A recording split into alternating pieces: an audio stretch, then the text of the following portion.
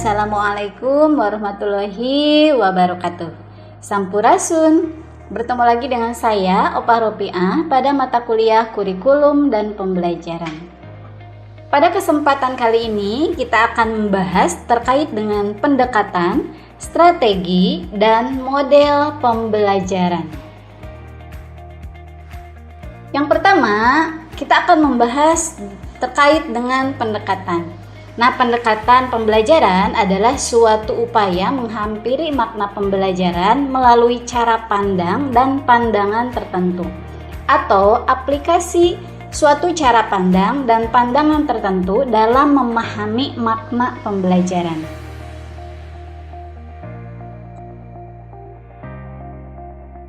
Terkait dengan pendekatan itu sendiri, ini dibagi menjadi beberapa jenis ya, yaitu ada 3. Yang pertama ada pendekatan filsafati, yang kedua ada pendekatan psikologi, dan yang ketiga ada pendekatan sistem.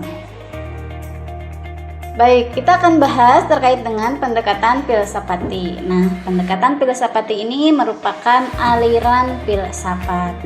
Nah, idealismenya ini menghendaki diaplikasikannya strategi penemuan atau discovery melalui tanya jawab atau dialektika dan juga berpikir deduktif. Secara realismenya, ini pembelajaran adalah kegiatan guru menciptakan kondisi lingkungan dengan disiplin tertentu, yang mana di sini bisa kita lihat bahwa pembelajaran itu berpusat pada guru. Secara pragmatisme, pembelajaran adalah kegiatan guru memfasilitasi dan membimbing siswa belajar memecahkan masalah atau problem solving, yang mana di sini pembelajaran menghendaki berpusat pada siswa. Selanjutnya yaitu ada konstruktivisme. Nah, di sini pembelajaran merupakan suatu kegiatan yang memungkinkan siswa membangun pengetahuannya sendiri. Selanjutnya ada eksistensialisme, yang artinya pembelajaran adalah kegiatan guru mendampingi siswa belajar berdasarkan minat dan bakatnya serta kebutuhan-kebutuhan untuk sampai pada penyadaran diri dan juga mengembangkan komitmen yang ada pada diri siswa agar bisa berhasil. Selanjutnya ada filsafat pendidikan nasional atau Pancasila, yang mana di sini pembelajaran adalah interaksi peserta didik dengan pendidik dan sumber belajar lainnya. Baik, selanjutnya kita akan membahas terkait pendekatan psikologi terhadap pembelajaran. Nah, yang mana pendekatan psikologi ini dibagi menjadi 3. Yang pertama, ini ada behaviorisme. Nah, pembelajaran behaviorisme yaitu pembelajaran ketika kegiatan guru menciptakan kondisi lingkungan sebagai stimulus untuk direspon oleh siswa. Yang mana kita ketahui bahwa yang teori pembelajaran yaitu ada stimulus dan juga ada respon. Selanjutnya yaitu kognitif. Nah, belajar merupakan proses internal yang tidak dapat diamati secara langsung.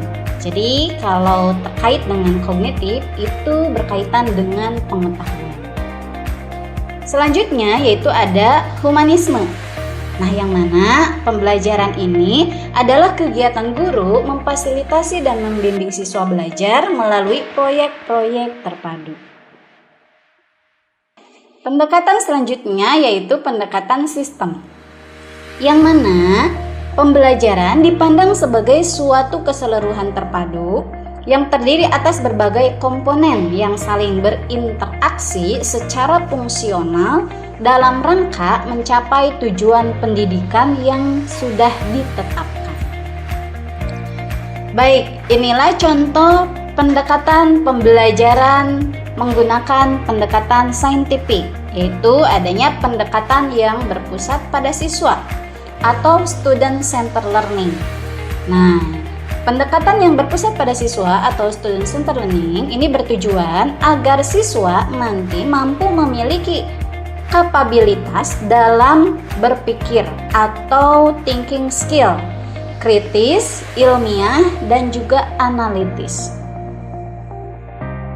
Menurut Kemdikbud, pendekatan saintifik adalah model pembelajaran yang dimulai dari pengumpulan data melalui pengamatan, melalui eksperimen, menanyakan, mengolah informasi atau data sehingga mengomunikasikannya dalam proses pembelajaran dalam menerapkan prinsip-prinsip keilmuan. Selanjutnya, tujuan pendekatan saintifik. Kita akan bahas di sini ada beberapa tujuan. Yang pertama yaitu meningkatkan kemampuan intelektual. Yang kedua yaitu membentuk kemampuan peserta didik dalam menyelesaikan suatu masalah secara sistematik. Yang ketiga, menciptakan kondisi pembelajaran yang mana peserta didik merasa bahwa belajar itu merupakan suatu kebutuhan. Yang keempat, yaitu memperoleh hasil belajar yang tinggi. Yang kelima, yaitu melatih peserta didik dalam mengkomunikasikan hasil pemikirannya, khususnya dalam penulisan artikel ya. Dan yang keenam, ini dapat mengembangkan karakteristik dari peserta didik tersebut. Baik, setelah tadi kita membahas tentang pendekatan pembelajaran, selanjutnya kita akan membahas tentang strategi pembelajaran. Strategi pembelajaran adalah pola umum secara interaksi antara siswa dengan guru dan sumber belajar lainnya pada satu lingkungan untuk mencapai tujuan pendidikan tertentu. Baik, kita akan bahas jenis strategi pembelajaran berdasarkan rasio guru dan siswa dalam pembelajaran. Nah, yang pertama ini yaitu pembelajaran oleh seorang guru terhadap sekelompok besar atau satu kelas ya. Dan yang kedua, ini pembelajaran oleh seorang guru terhadap sekelompok kecil. Jadi 5 sampai 7 orang. Yang ketiga, ini pembelajaran oleh seorang guru terhadap seorang siswa. Jadi hanya 1 orang siswa. Yang keempat, pembelajaran oleh 1 tim guru terhadap sekelompok besar atau 1 kelas siswa ya. Selanjutnya yaitu yang kelima, pembelajaran oleh 1 tim guru terhadap sekelompok kecil 5 sampai 7 siswa.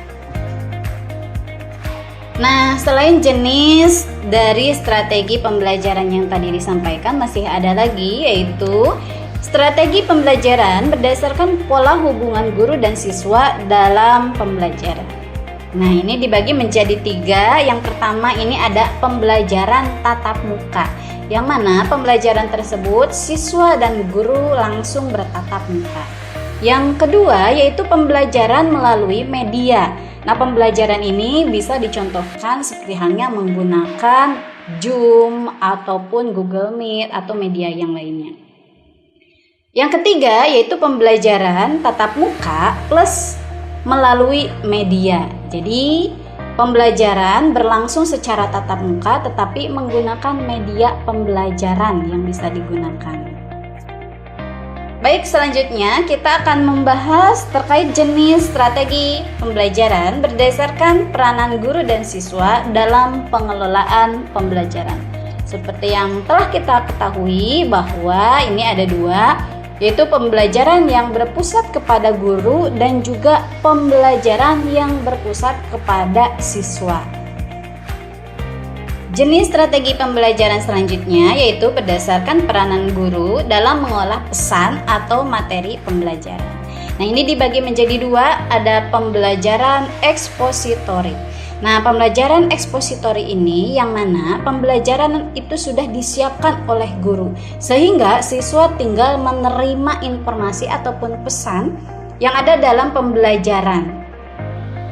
Dan yang kedua yaitu pembelajaran heuristik, yang mana di sini siswa dituntut untuk bisa mengolah pesan sendiri. Sehingga dalam proses pembelajaran yang aktif di sini adalah siswa.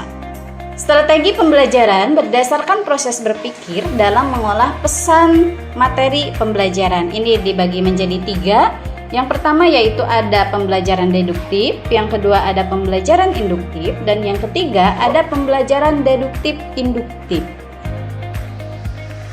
Oke, tadi kita sudah membahas pendekatan pembelajaran, strategi pembelajaran. Selanjutnya kita akan membahas terkait dengan model pembelajaran.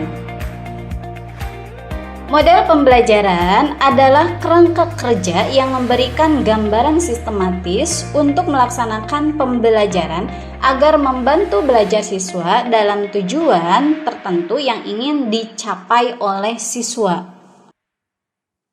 Baik, kita akan membahas model pembelajaran berdasarkan teori.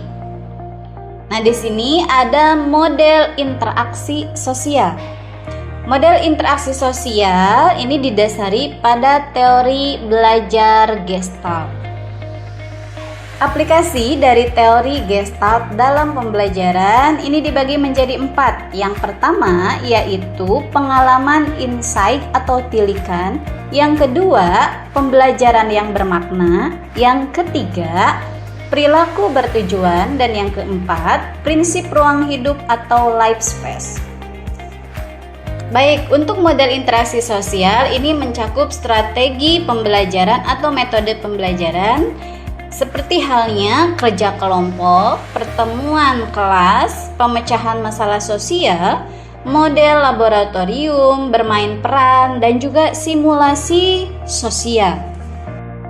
Model pembelajaran selanjutnya yaitu model pemrosesan informasi, yang mana pada teori ini berdasarkan pada teori belajar kognitif dan berorientasi pada kemampuan siswa memperoleh informasi yang dapat memperbaiki kemampuannya. Nah, di sini pembelajaran merupakan keluaran dari pemrosesan informasi yang berupa kecakapan manusia yang terdiri atas informasi verbal, kecakapan intelektual, strategi kognitif, sikap, dan juga kecakapan motorik. Baik, model selanjutnya yaitu model personal. Nah, yang mana pada model ini bertitik tolak pada teori humanistik, yang artinya berorientasi kepada pengembangan diri individu. Implikasi dari teori humanistik ini yang pertama yaitu bertingkah laku dan belajar adalah hasil sebuah pengamatan. Dan yang kedua, bahwa tingkah laku yang ada ini dapat dilaksanakan sekarang atau learning to do. Yang ketiga, semua individu memiliki dorongan sadar terhadap aktualisasi dirinya. Dan yang keempat yaitu mengajar adalah bukan hal yang penting, tapi belajar adalah sangat penting. Model pembelajaran selanjutnya yaitu model modifikasi tingkah laku, yang mana pada model ini bertitik tolak pada teori belajar behavioristik, yaitu bertujuan mengembangkan sistem yang efisien untuk mengurutkan tugas-tugas belajar dan membentuk tingkah laku dengan cara memanipulasi penguatan. Nah, di sini ada 4 fase model dari modifikasi tingkah laku. Yang pertama ada fase mesin pengajaran, yang kedua ada penggunaan media, yang ketiga ada pengajaran berprogram, yang ketiga ada operan reinforcement. Baik, saya akan ambil contoh yaitu model project based learning, yang mana pada model project based learning ini sedang booming-boomingnya pada kurikulum Merdeka ya. Meskipun nantinya saya akan bahas secara detail di pertemuan selanjutnya terkait dengan model pembelajaran project based learning, tapi di sini saya akan bahas sedikit ya. Model pembelajaran project based learning menekankan pembelajaran yang berpusat pada peserta didik ketika melakukan suatu investigasi yang mendalam terhadap satu topik.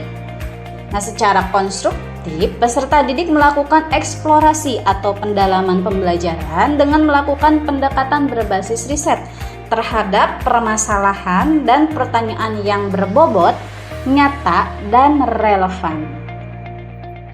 Baik, itulah tadi contoh-contoh dari model pembelajaran. Sebetulnya masih banyak sekali contoh dari model pembelajaran, tetapi saya hanya menyampaikan beberapa model saja. agar nanti mahasiswa juga bisa mencari referensi terkait dengan model-model pembelajaran. Nah, tentunya ketika kita memilih model pembelajaran, di sini ada kriterianya. Nah, ketika memilih pendekatan, strategi, dan model pembelajaran, ada kriteria yang harus kita lihat dan kita tentukan. Kriteria dari pemilihan pendekatan, strategi, dan model pembelajaran yang pertama yaitu tujuan pembelajaran atau tujuan pendidikan yang ingin dicapai. Ini harus kita ketahui dulu tujuannya, sehingga saat menentukan pendekatan, strategi, dan model ini bisa sesuai dengan tujuan pembelajaran. Yang kedua, ini peranan guru dan siswa diharapkan dalam mencapai tujuan pembelajaran. Nah, yang mana peran guru dan siswa ini harus sangat terlibat dalam proses pembelajaran, sehingga bisa menentukan pendekatan, model, dan strategi mana yang akan digunakan. Yang ketiga, karakteristik mata pelajaran atau bidang studi. Nah, ini juga merupakan salah satu kriteria yang harus dilihat dulu ya, bagaimana kita ingin menggunakan model, strategi, dan pendekatan untuk ilmu bahasa, untuk sastra, untuk ilmu alam, ilmu sosial, maupun matematika. Yang keempat yaitu berdasarkan kondisi lingkungan belajar. Tentunya kita harus menyesuaikan pendekatan, model, dan strategi apa saja yang bisa digunakan, yang bisa sesuai dengan keadaan lingkungan sekitar pembelajaran. Baik, itulah tadi terkait dengan pendekatan, strategi, dan model pembelajaran yang bisa saya sampaikan. Tentunya ketika kita membahas tentang pembelajaran akan banyak sekali pendekatan, strategi, dan model pembelajaran yang belum kita bahas. Tetapi untuk kesempatan kali ini semoga mahasiswa tidak puas dengan apa yang saya sampaikan barusan, sehingga mahasiswa bisa mencari lebih banyak lagi referensi terkait dengan pendekatan, strategi, dan model pembelajaran yang mana nantinya bisa diaplikasikan saat sudah menjadi guru. Untuk pertemuan kali ini dicukupkan sekian. Mari kita tutup dengan membaca hamdalah. Alhamdulillahirabbil alamin. Nasrun minallah wa fathun qarib wa basyiril mu'minin. Wassalamualaikum warahmatullahi wabarakatuh.